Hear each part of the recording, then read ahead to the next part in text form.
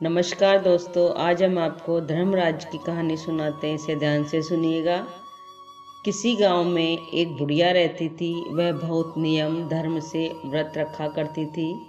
एक दिन भगवान के घर से यमदूत उसे लेने आ गए और वह उनके साथ चल पड़ी। चलते चलते एक गहरी नदी आई तो यमदूत बोले कि माई, तुमने गोदान की हुई है या नहीं। बुढ़िया ने उनकी बात सुनकर मन में श्रद्धा से गाय का ध्यान किया तो वह उनके समक्ष आ गई और बुढ़िया उस गाय की पूंछ पकड़कर नदी पार कर गई। वह यमदूतों के साथ फिर आगे बढ़ी तो काले कुत्ते आ गए। यमदूत फिर बोले, कुत्तों को खाना दिया था। बुढ़िया ने मन में कुत्तों का ध्यान किया तो वे रास्ते से चले गए। अब बुढ़िया फिर से आगे बढ़ने लगी तो रास्ते में कोए ने उसके सिर में चोंच मारनी शुरू कर दी। तो यमदूत बोले कि ब्राह्मण की बेटी के सिर में तेल लगाया था। बुढ़िया ने ब्राह्मण की बेटी का ध्यान किया तो कोए ने चोंच मारनी बंद कर दी। कुछ आगे बढ़ने पर बुढ़िया के पैर में कांटे चुभने लगे तो यमदूत बोले कि खड़ाऊ आदि दान की है। बुढ़िया ने उनका ध्यान किया तो खड़ा उसके पैरों में आ गई। बुढ़िया फिर आगे बढ़ी तो चित्रगुप्त जी ने यमराज जी से कहा कि आप किसे लेकर आए हो। यमराज जी बोले कि बुढ़िया ने दान पुण्य तो बहुत किए हैं, लेकिन धर्मराज जी का कुछ नहीं किया, इसलिए आगे द्वार इसके लिए बंद है।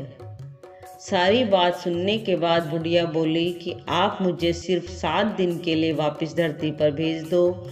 मैं धर्मराज जी का व्रत और उद्यापन करके वापस आ जाऊंगी।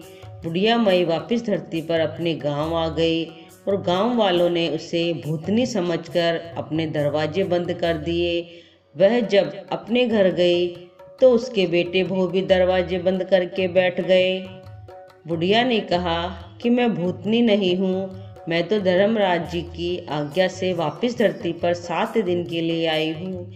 इन 7 दिनों में मैं धर्मराज जी का व्रत और उद्यापन करूँगी, जिससे मुझे परलोक में जगह मिलेगी।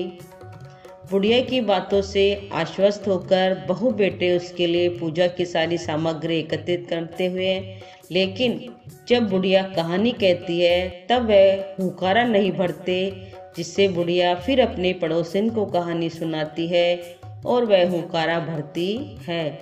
7 दिन की पूजा, व्रत व उद्यापन के बाद धर्मराज जी बुढ़िया को लेने के लिए विमान भेजते हैं। स्वर्ग का विमान देख उसके बहू बेटों के साथ सारे गांव वाले भी स्वर्ग जाने को तैयार हो गए। बुढ़िया ने कहा कि तुम कहाँ तैयार हो रहे हो?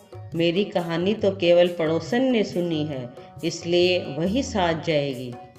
सारे गांव वाले बुढ़िया से धर्मराज की कहानी सुनाने का आग्रह करते हैं। तब बुढ़िया उन्हें कहानी सुना देती है। कहानी सुनने के बाद सारे ग्रामवासी विमान में बैठकर स्वर्ग जाते हैं। तो धर्मराज जी कहते हैं, मैंने तो विमान केवल बुढ़िया को लाने भेजा था।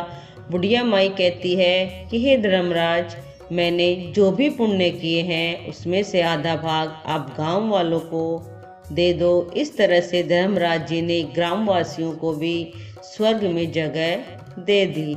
हे धर्मराज महाराज, जैसे आपने बुढ़िया के साथ सभी गांव वालों को भी स्वर्ग में जगह दी, उसी तरह से हमें भी देना। कहानी सुनकर हुंकारा भरने वालों को भी और कहानी कहने वालों को भी जगह देना। धर्मराज जी महाराज की जय, यमराज जी महाराज की जय। आपको ये कहानी कैसी लगी? इसे लाइक कीजिए और चैनल को सब्सक्राइब कीजिए। जय जय श्री राधे।